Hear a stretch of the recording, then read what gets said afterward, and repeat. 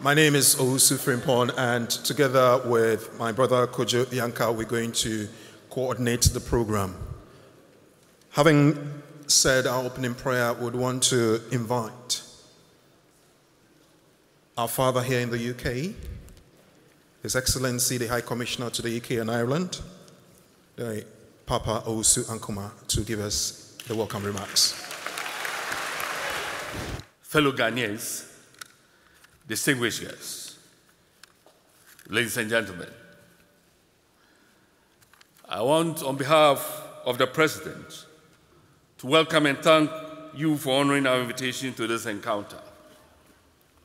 For me, it is an honor and privilege to be with you tonight at this event. And I must express my profound gratitude to His Excellency, the President, for honoring me with this appointment as High Commissioner for Ghana to the United Kingdom of Great Britain and Northern Ireland. And in that position, to welcome the President and his entourage to the United Kingdom. Mr. President, we are very grateful for you for taking off time off your busy schedule on this private visit to hold this town hall meeting with the Ghanaian community in the United Kingdom. A community I have not really designated, but I consider it to be the 11th region of our great republic, because of the sheer numbers that we have. This demonstrates your care for the welfare of all Ghanaians, both home and abroad. And it is also a further demonstration of your belief that the Ghanaian diaspora constitutes an important resource in contributing to achieving the transformation agenda that you have set for Ghana. Tonight's program will definitely afford the Ghanaian community in UK the opportunity to interact with the President for the first time since he assumed office in January of this year. And also for the President to brief the community on developments, particularly economic and social, in our beloved country. It is expected that at this meeting, government's policy initiatives to get our country to a higher level of development will be highlighted, together with the achievements and the challenges. Of course, the expected contribution of the Ghanaian diaspora to these efforts also will come from you. And of course, it's expected that any challenges that you're facing in this whole country will be brought to the attention of His President. As you may be aware, the government of Ghana is organizing a Diaspora Homecoming Summit in Accra from the 5th to the 8th of July at the International Conference Center. The media launch took place at the premises of the High Commission on the 5th of May. And this was followed by 2 roadshows held in London and Coventry. There are ongoing TV and radio announcements to create further awareness of the summit and to encourage you to participate in it. I wish to entreat as many of you as can make it to attend the summit and share your experiences and talents for the development of our nation. I take this opportunity to thank members of the Diaspora Steering Committee in the United Kingdom for the good work they are doing in support of the National Diaspora Mobilization Committee's effort to host a successful summit. I'm aware, even though I've been here only since last Tuesday, of the strong cooperation between the High Commission and the Ghanaian community in the United Kingdom. As I assume office, my intention is to further strengthen this cooperation and project the name and image of Ghana, as well as the interests of Ghanaians in the diaspora. We all have to contribute to the development of our country. And as High Commissioner, I intend to lead the agenda in this country for mobilizing the needed human and other resources for Ghana's development. As I've said repeatedly, I see myself as the Chief Marketing Officer for Corporate Ghana in the UK. And finally, I wish to thank all of you who have worked tirelessly to make this event possible. And I have no doubt that we will have a successful event. At this juncture, before I take my seat, I will introduce someone who needs no introduction.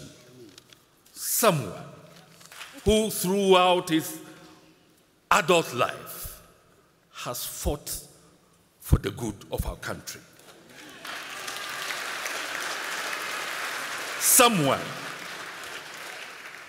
whom, even as a law student in 1979, we saw as a role model, one of the most distinguished lawyers our country has ever had, and one whom I dare say has been well prepared for this position, has believed in himself, has sacrificed his life in order to turn the fortunes of this country around.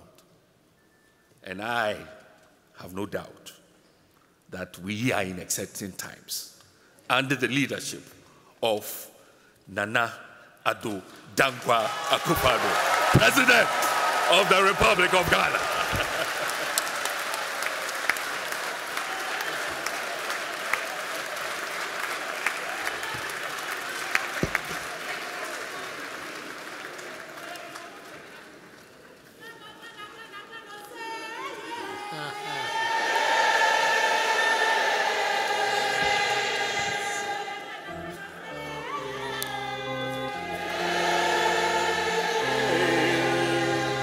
God.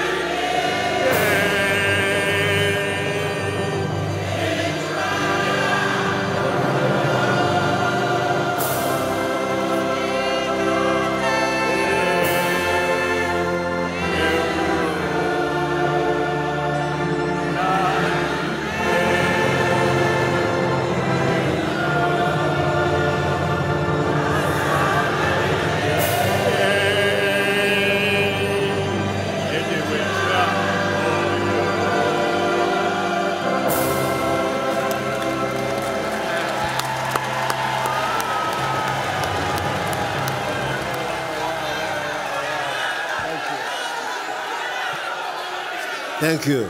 Thank you very much.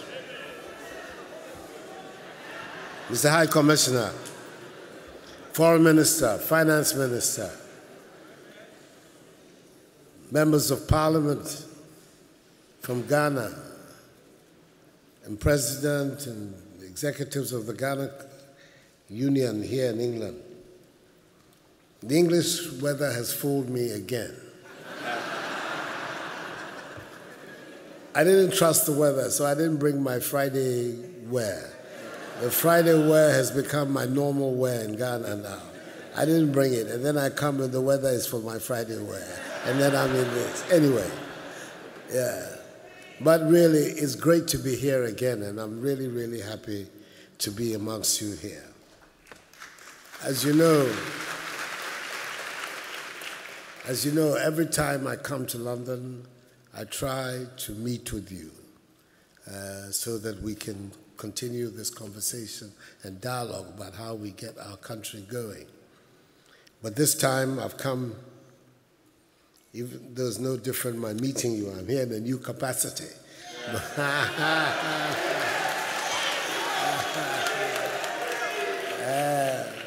By the grace of the Almighty and the generosity of the Ghanaian people, I've come now as President of the Republic.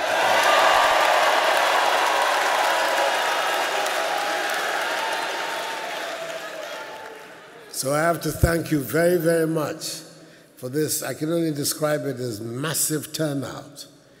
I thought that what I saw in Berlin last, I believe, Sunday was it in my tour, but Ibidi.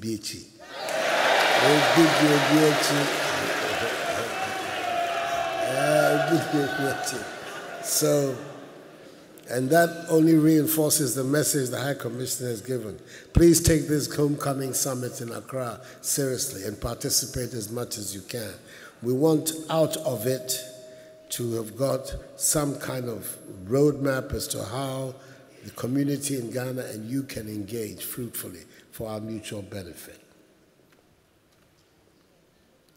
The first thing this occasion allows me to do is to express my personal gratitude and that of the party for the contribution many of you, both inside and outside our party, made towards the victory of 7th December 2016. And I've come here expressly to say to you, WhatsApp, messages on the telephone, and all, there's no substitute for feely, man, you and we are seeing each other.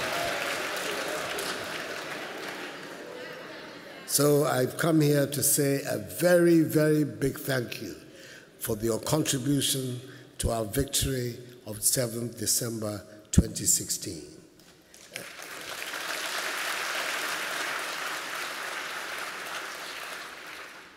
It's to our collective destiny, but there's no doubt about the contribution you've made. We began also to try, in the process of mobilizing all the talents of our country, to call some of you back home to public service in Ghana. Not everybody can, but some can, and some have already begun. More will come as things unfold.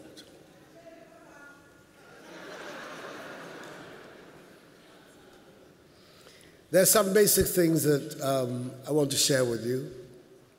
First of all, we put together a government in the fastest time in the history of the Fourth Republic. We have only a few left to complete the whole national, regional, and local takeover of the state by our party and government. There are about 21 DCs that are still yet to be confirmed out of the 216. 195 of them are now in place and working. So in fact, the whole apparatus of the state now is firmly under our control in Ghana. The other important development that has taken place is the budget. that was passed in March.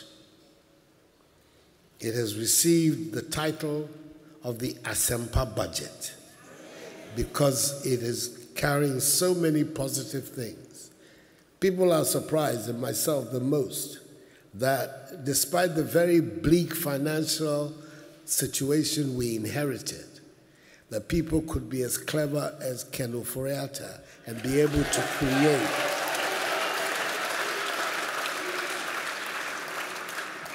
create a path for progress and for our future prosperity.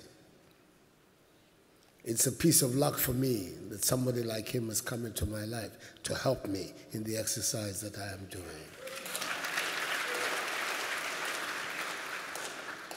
What are the 3 or 4 most important things that this budget has sought to do?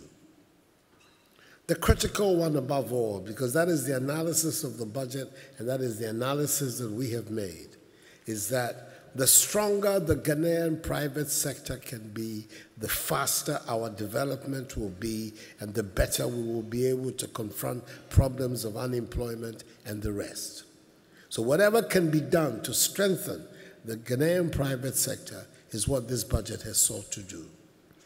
First of all, by removing a whole lot of taxes that we ourselves call nuisance taxes, foregoing over 1 billion cedis of revenue and keeping it in the hands of the private operators, all with the view of strengthening them and allowing them to expand and grow. The 2 key areas of growth of our economy, like in any economy elsewhere, industry and agriculture, have been specifically tackled by this budget. $100 million stimulus package has been found for the distressed industrial and manufacturing enterprises in the country. On top, the funding for the One District, One Factory initiative has also found resonance in the budget. Efforts are being made to reform both our tax system and the collection of revenue at our ports. I'll come back to that because it's such a serious matter. I want specifically to come back to it. But reforms are going on. In fact, the commitment we have made is that by September, transactions at our ports are now going to be paperless. It's good.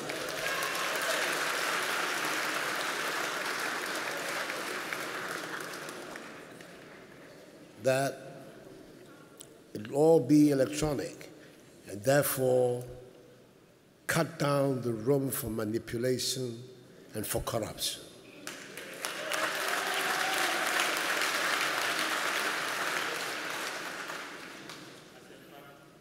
That is at the level of the industrial and manufacturing activity, the One District, One Factory initiative. But in agriculture, which has seen a systematic decline in these last 5 years, we've also brought a program which we've called Planting for Food and Jobs. The farming population of Ghana, roughly, is about 5 million farmsteads, farmers. This initial part of the program, the very first year of the program, has identified 200,000 farmers across the country who are, as it were, the pilot for the program. The idea is that by the end of the 4-year mandate, we'll have been able to roll out this program to cover 2.5 million of the 5 million farmers of Ghana, at least 50%. And that should have a dramatic impact on the revival of our agriculture, on our food supply, on the growth of our cash crops, and generally in terms of enhancing the incomes of our farmers. What is the Planting for Food and Jobs? It consists basically of 3 items. We're putting to these 200,000 farmers inputs, 3 kinds of inputs. 1, improved seedlings. We're talking about identifying maize, cassava, sorghum, soya. These are the principal objects of the planting for food and jobs. Improve seedlings in them. Again, we've reduced by half the cost of fertilizer to our farmers and policing their distribution, that they really get to the farmers, and we're not setting up parallel markets, black markets, and distributing fertilizer, etc. But most important is that for the first time in 5 years, the Ministry of Agriculture is able now to deploy extension officers in the field. It's an unbelievable fact, but it is true. The last 5 years, not a single graduate of the colleges of agriculture in Ghana has been employed in the public sector. So all of these people who have knowledge and skills that can help our farmers, apart from the handful that were able to find work in the private sector, are sitting at home wasting away. We have this year's budget employed 1,200 of them and sent them into the field.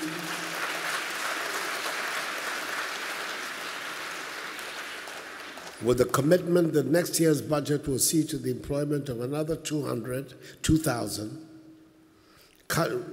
By then, hopefully, we will have finished with the arrears, and then we can be up to date with the production that comes out of the colleges of agriculture. It is so critical in having these young men and women being able to assist our farmers in improved and more modern methods of agriculture. It is very important for our future.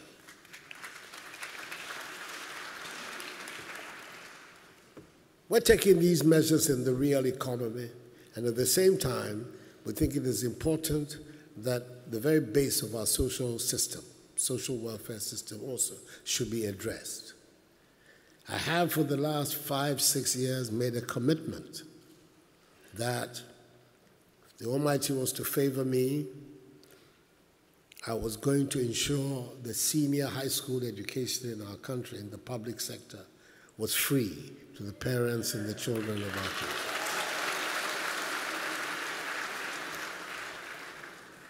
That commitment was made not because it was a vote-winning instrument. This is what my opponents kept saying, oh, he's doing it just to get votes. And I kept saying it's got nothing to do with votes. It has everything to do with the development of our country, because education is at the heart of the development of our country. By the grace of God and the wizardry of these men who have made our budget, in September this year, the free SHS policy will begin. Everybody who gains admission to the public sector senior high schools are going to go without having to pay for fees. So all of these parents who were burdened by fees and had, in many cases, to pull their children out of school, send them to work to maintain their family, can now feel some relief, send their children to school, and we all will be the beneficiaries.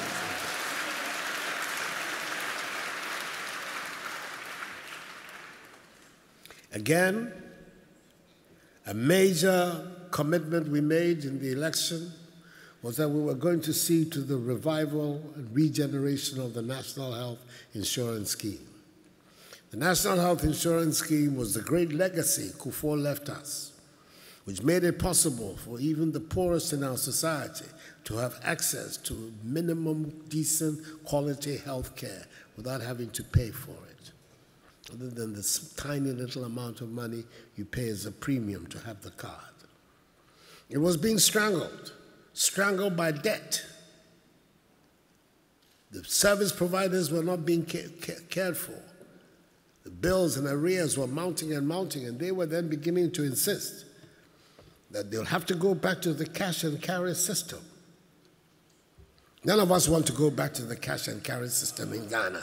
We want the National Health Insurance Scheme to work.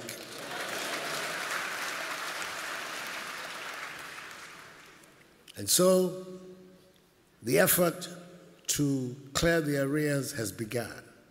And the minister has made a commitment. By the end of this year, he would have liquidated all the arrears he came to meet so that the health service can now become more functional, more vibrant, and more vigorous.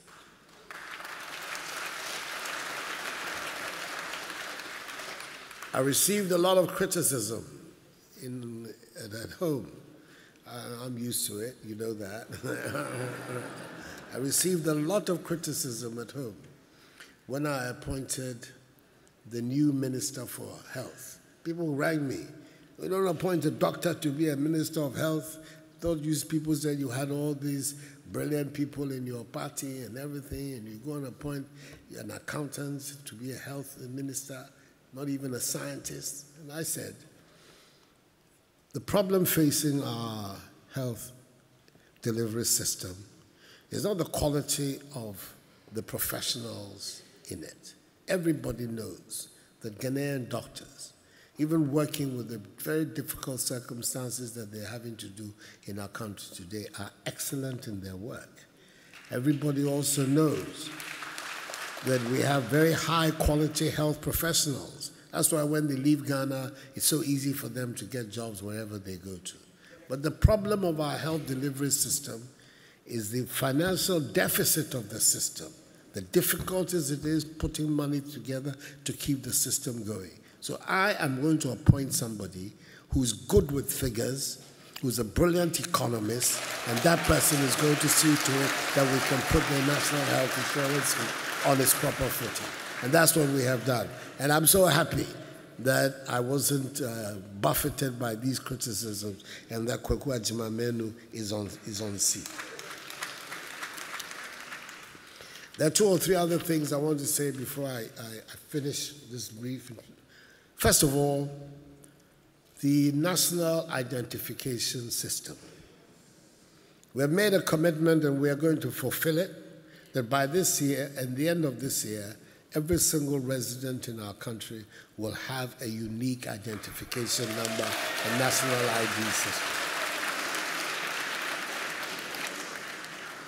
It's so important for so many, all the reasons that you know, the reason why we must have such a card issue. And on top of it, it would then enable us also to register you.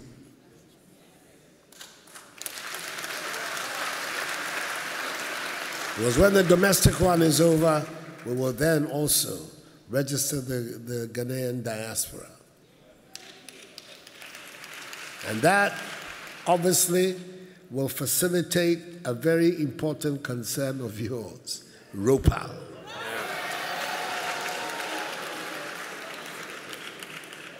The law allowing Ghanaians overseas to vote in Ghana's elections was passed by a government of which I was the member, Akufo's government. Unfortunately, those charged with the management of our electoral system, and they're an independent body of people, as they should be. We don't want politicians, presidents, and ministers being responsible for our electoral system.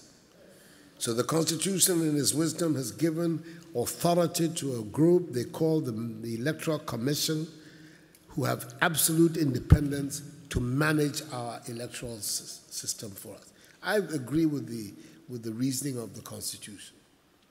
But it does therefore mean that in these matters, the implementation of electoral laws and regulations, we are at their mercy. So Dr. Afarijan told us when we passed the law that he was not yet ready to be able to implement it.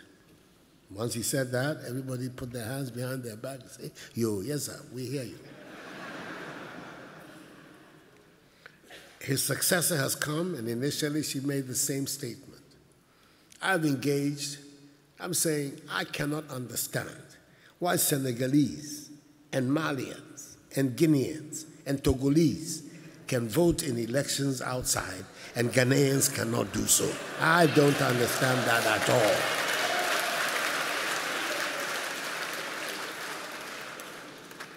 So, madam, let's all begin to see how this can be done. Well, all kinds of processes are going on. Some people have even brought a case to court. to insist that the next election, the law should be applied. And I hear that the High Court has ordered the Electoral Commission to come and show them what steps they're taking towards implementing that law. It's an important step. And I'm happy the High Court has taken that action. But we also want to hear from you. You should raise your voice. Let's all speak so that the Electoral Commission will hear loud and clear that we believe that the next election, this law should be working so that everybody here can also participate in deciding who is the.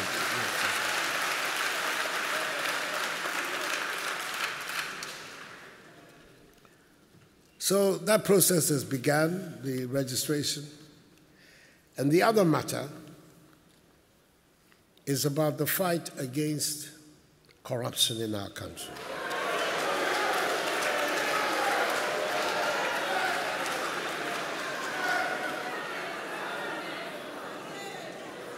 We made the commitment that we would establish an office of special prosecutor who will have the mandate to investigate and prosecute acts of corruption in the public service. We made that commitment because public opinion in Ghana had ceased to have confidence in the Attorney General being a political officer to be able to manage such investigations and prosecutions. So we committed ourselves to establish an office of special prosecutor, an office that will be independent of the executive, who's the prosecutor and will have the security of tenure. The office is going to be established by Act of Parliament, and he will have the remit to investigate and prosecute acts of corruption. This meeting of Parliament that has begun, God willing, will see the law passed in this meeting.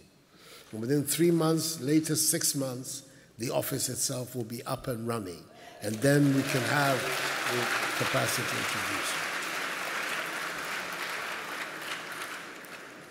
The reason why this is such an important matter for us is because of the project that we have put before our people. We want to put Ghana in a situation beyond aid. That's what we're saying.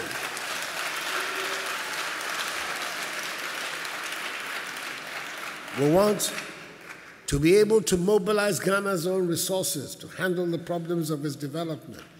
We are not a poor country in Ghana. We are not a poor country in Ghana. We're a country of considerable resources. 27 million people, hard-working people in a land which is blessed with a lot that nature has given us.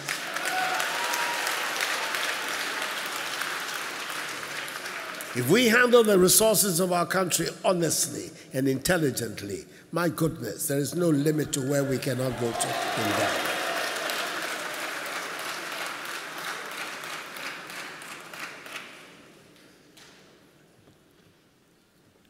Three weeks ago, the law enforcement agencies cracked a syndicate that was operating in the harbor in Tema. 19 customs officials in league with representatives of 3 clearing agencies, freight forward agencies, were responsible, allegedly. I say allegedly because they have not been brought before court yet. This is the allegation that has been made, that 1.2 billion cedis have been diverted by them over a limited period of time. If you look at the whole structure of the ports of our country, that a handful of them can be responsible for this level of loss, put it all together, and you can imagine the leakages and the seepages that there are out of our system. In the budget expenditure for 2016,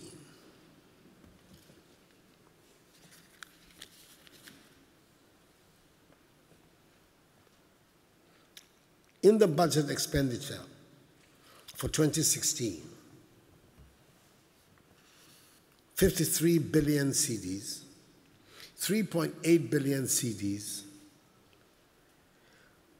was the contribution of official donor assistance, that is concessionary loans and grants, i.e. 7.2% of our budget is financed by overseas taxpayers.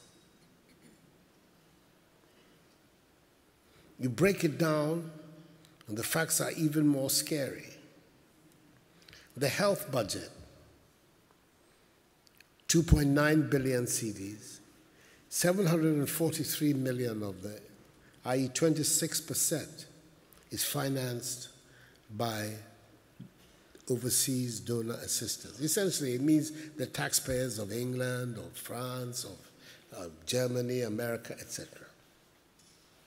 Education, the budget, 5.9 billion cedis, 323 million is financed by overseas official donor assistance, i.e. 5.4%.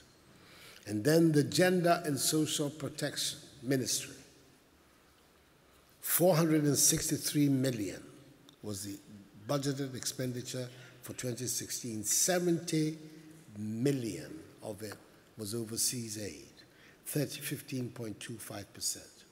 So in this, our social sector, health, education, and gender,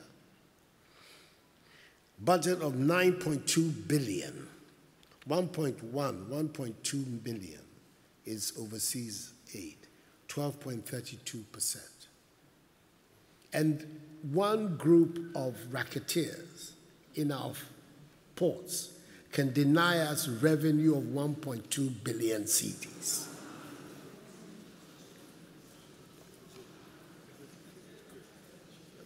So the fight against corruption is about ourselves. It is not so a big theoretical thing in the air. People they are derailing our capacity to control our own development. And to be able to do so with our heads high and not with our hands out begging people to come and help us. We should not be in that position in Ghana.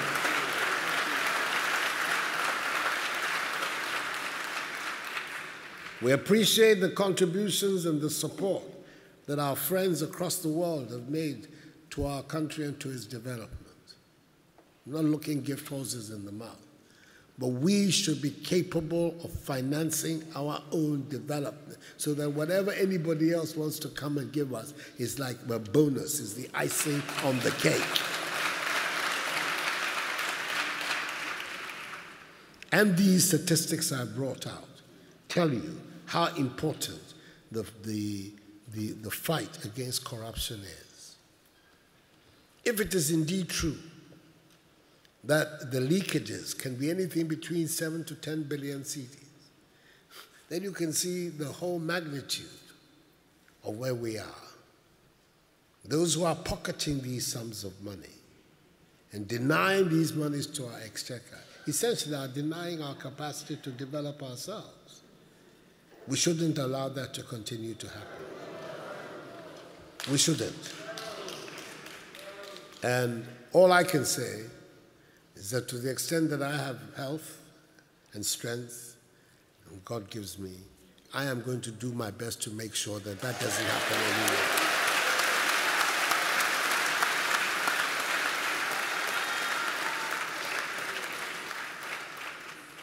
So, that's where we are. I know there are a lot of things that you want to find out. I'm happy there are people here who can help answer some of the issues. I traveled with people I'm going to introduce you to.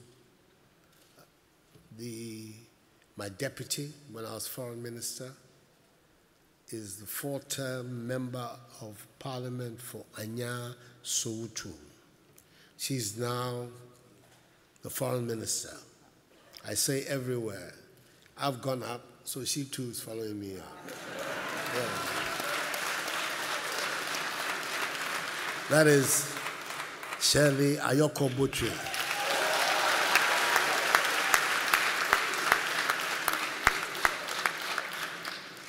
And already she's proving a formidable foreign minister for our country, giving a very good image of herself and of Ghana. And then the author of the Asempa budget, Ken Oforiatta.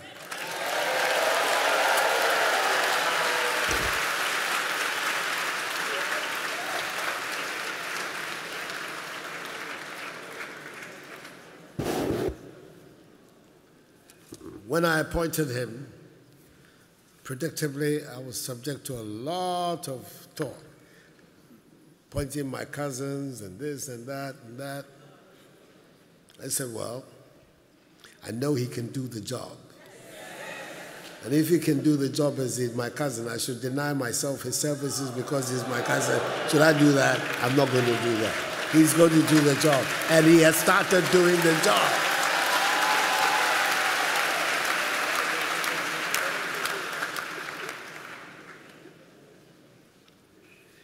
There is also the Secretary to the President, very famous, successful lawyer in Accra, who's now doing national service.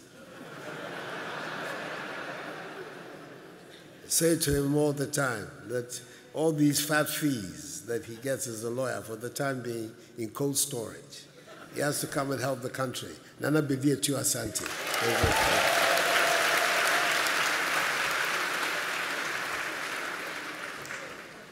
Then my political assistant of the last 10 years, the founder of TESCON, the first president, the founding president of TESCON. All of you in the MPP, you know about TESCON, which is the organization in the universities across the country. He's now Deputy Chief of Staff, Francis Asenso-Boache.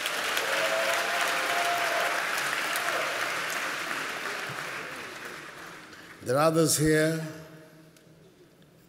Eugene Ahin, who's the Director of Communications at the Presidency, should be somewhere here. And then I'm very lucky, I have a very pretty woman who's my personal assistant, my manager in my office, Saratu Atta, who's also here.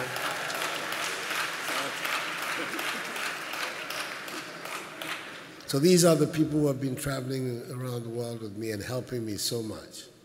There's somebody here who's not part of my entourage, who's here on his own, but who's an important personality in Ghana. He's a member of the Council of State, and I should introduce you before I set out. Ni Okujani is here, the member of the Council of State. So, we have the opportunity. Let's all pull together. Let us all pull together. There's a huge future ahead of our country. For me, the future is bright. The future is bright. The possibilities of Ghana are endless. It was not for nothing that we were the first of the African peoples to become free. I've had a history of organized agitation in our country for over a century. And that today we are the beacon, the symbol of stability and democracy in the whole of the African continent. We're going to leverage all of this to build ourselves a bright future, a prosperous future, where the mass of our people will begin to live in dignity and prosperity. We can do it. We can do it. We can do it. So thank you. And may God bless us, and may God bless Ghana, and make our nation great and strong. Thank you.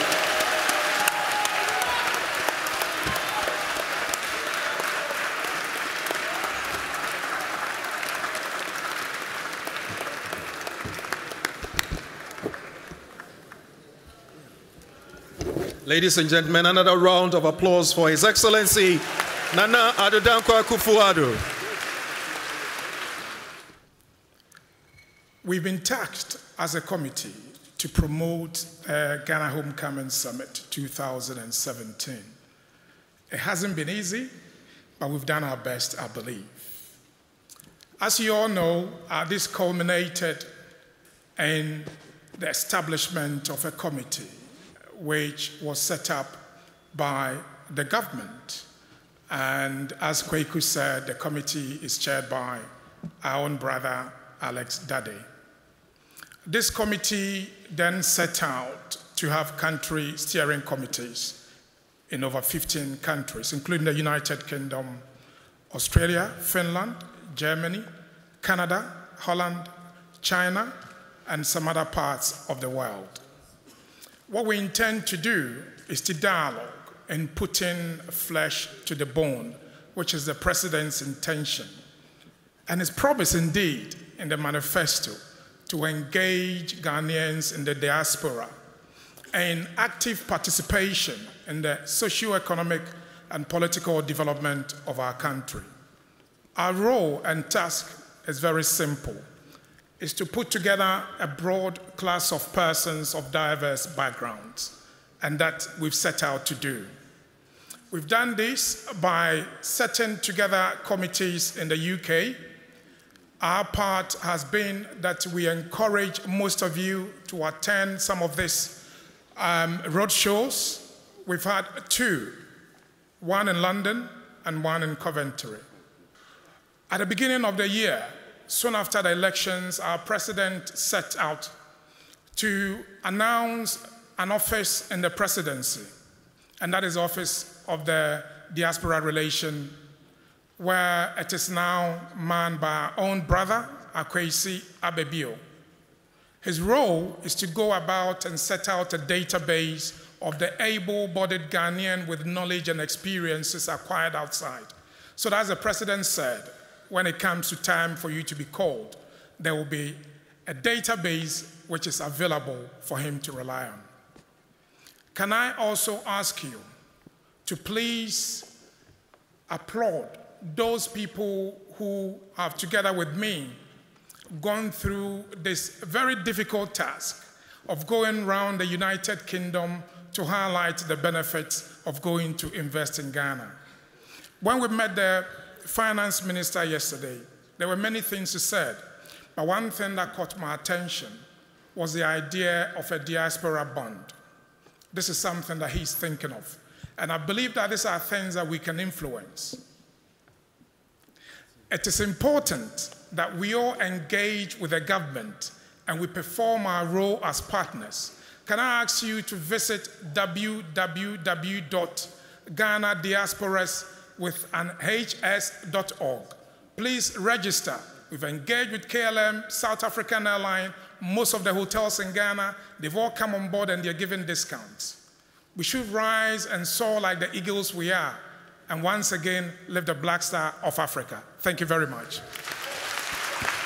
Thank you very much. Thank you. Thank you.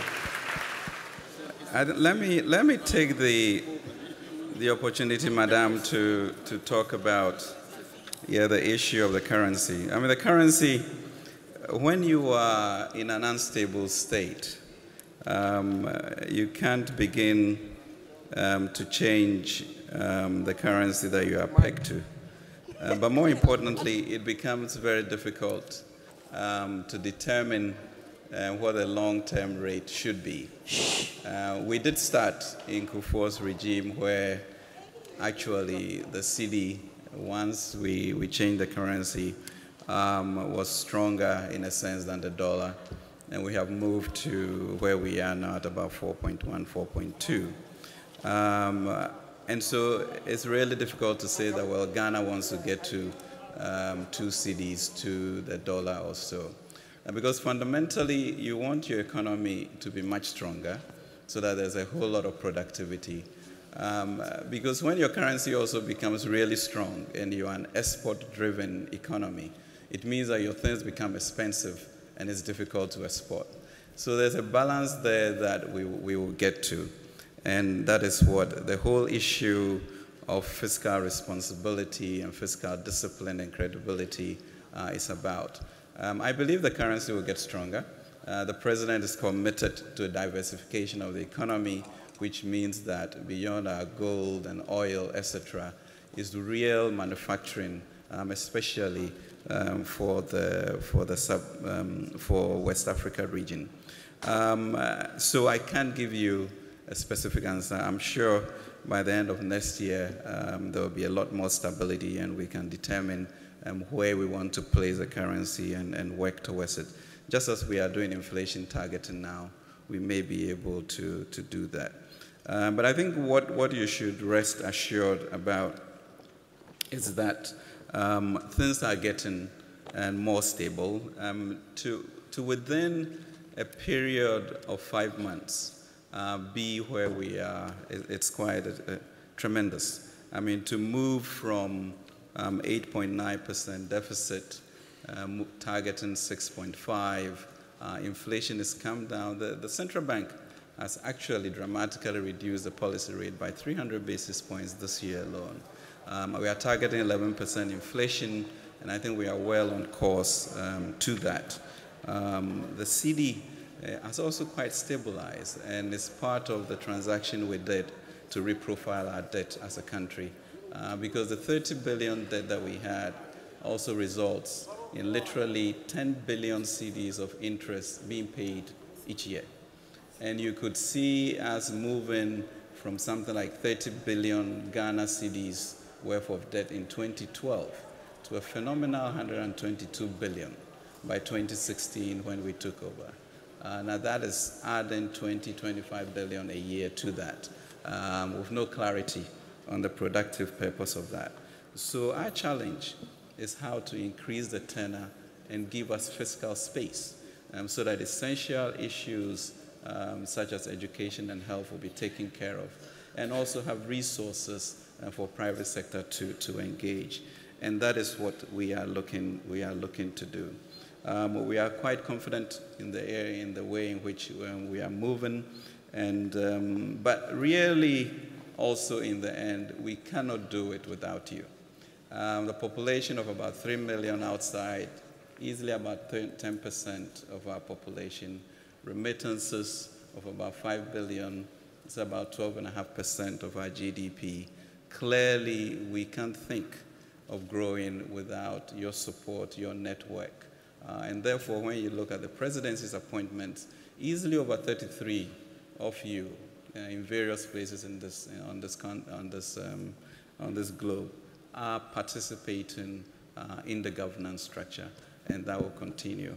I continue to say that he himself, Mr. President, and the Vice President were also here and worked in Paris and came back, and after 40 years, this is where he is. The Vice President also. So you are really key to our development as we see it. Remittances, Ghana International Bank, Unity Link, etc., are all playing a very crucial role. Our expectation from the summit is that we will strengthen the bond, maybe enhance the stature of the office at Flagstaff at Jubilee House, and ensure that we have a more targeted way of engaging with you and drawing your expertise, which is a combination of network, just cerebral power, and finances that we'll do. We did mention yesterday that we are going to look at a diaspora bond, and we are hoping that that will spur you to participate. And I was encouraging you to, to sort of redirect the interest that will pay you, and we will use the interest to support education in our country. But clearly, that would get you more involved. We are very excited about your participating in that, and certainly before year end, we will be launching a diaspora fund, which will get you more engaged. Thank you very much. I know one of your major concerns is to do with passport and visa applications and general consular services that are offered to you here in the UK. First of all, with passports, I know you have 3 major areas of concern, and I'm sure the same for visas. That is the costs. That is the time and money spent when you embark on acquiring a passport or getting a visa to travel to Ghana. And the third is to do with customer service at the High Commission.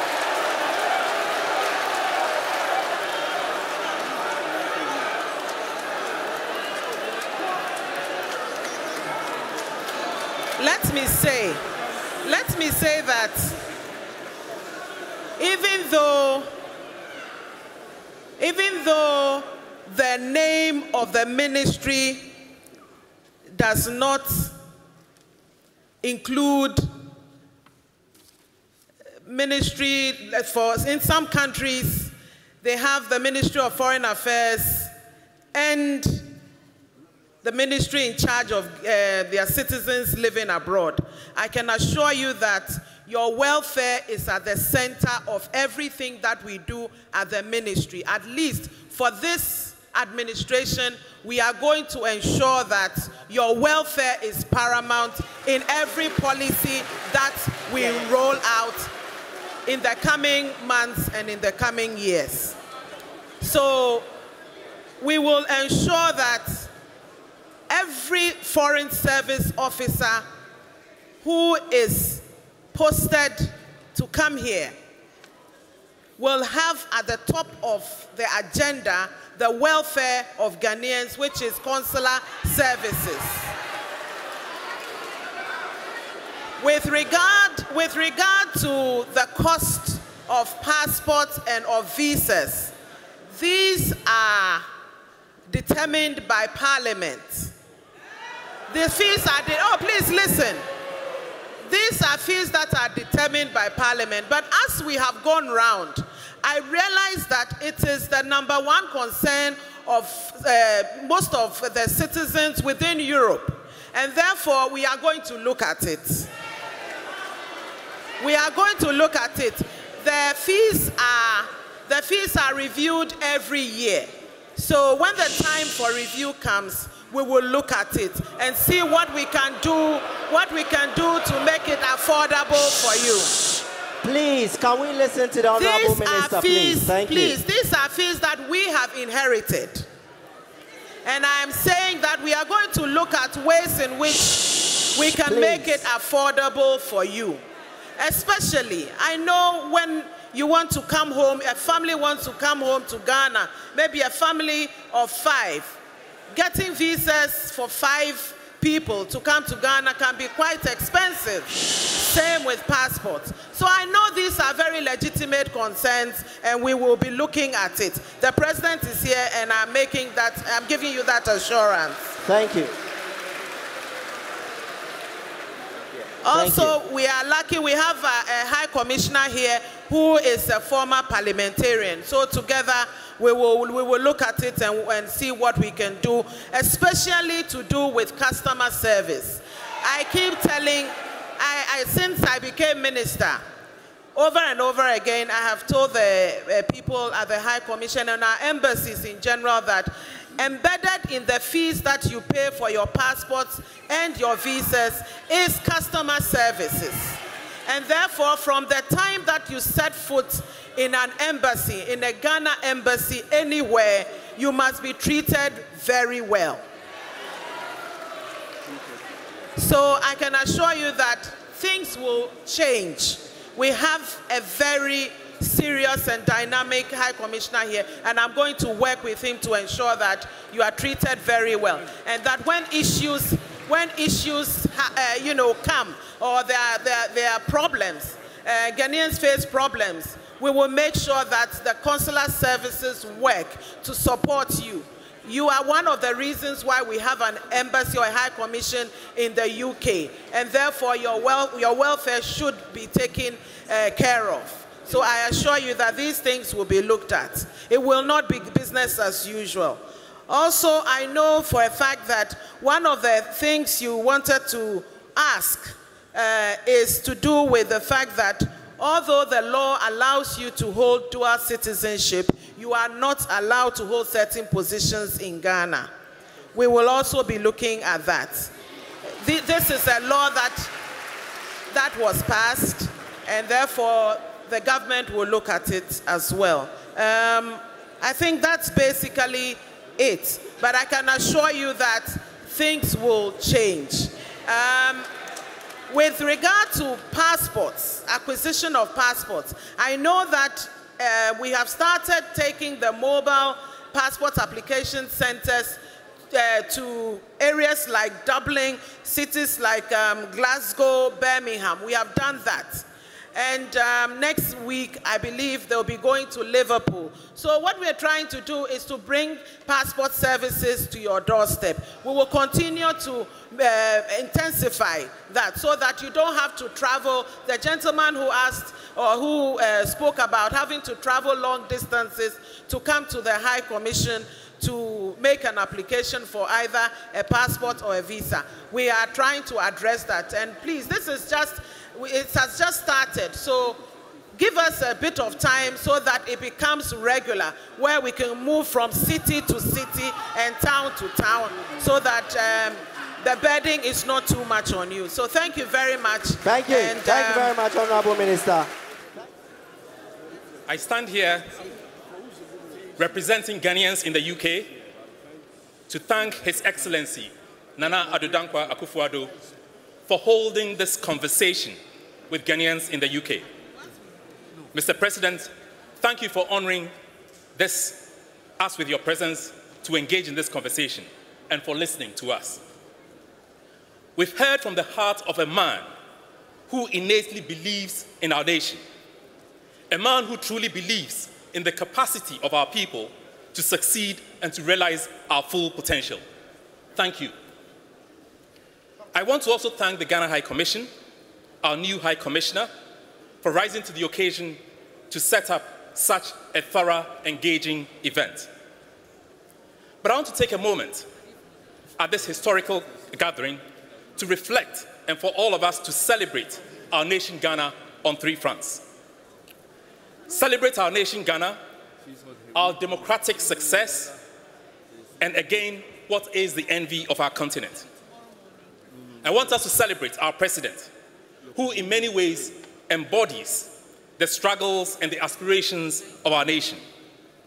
The struggles that have birthed this democratic dispensation that we have enjoyed for over a quarter of a century. This is a true inspiration. And I want to celebrate us all, Ghanaians in the UK, your contributions, your tenacity, your hard work, your resilience over the years have been exemplary. Thank you.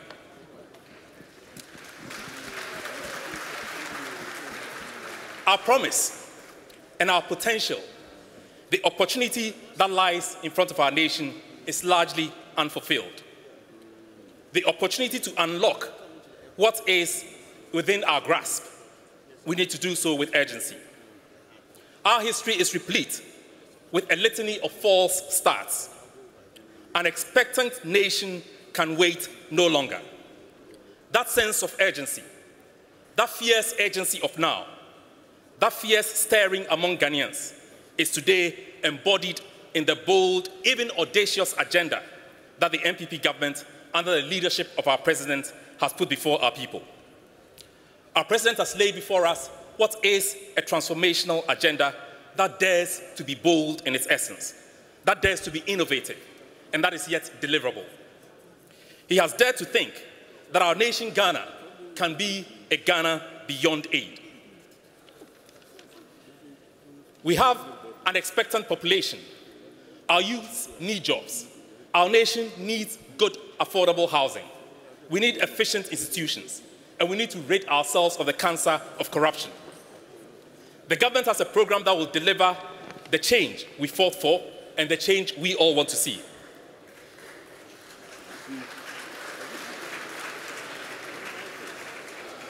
It behoves on us now to respond to the call to be citizens and to play our part and to hold our government to account and to ensure that they deliver what we said we will.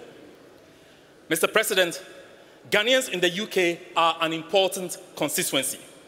We are major stakeholders and indeed partners in your bold endeavor.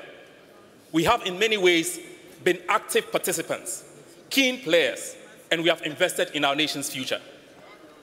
We say unequivocally, yet with deep empathy, that we understand the issues and the challenges we face as a nation. We are conscious too that we have an important role to play in seeking solutions to our problems, and we all stand ready to serve.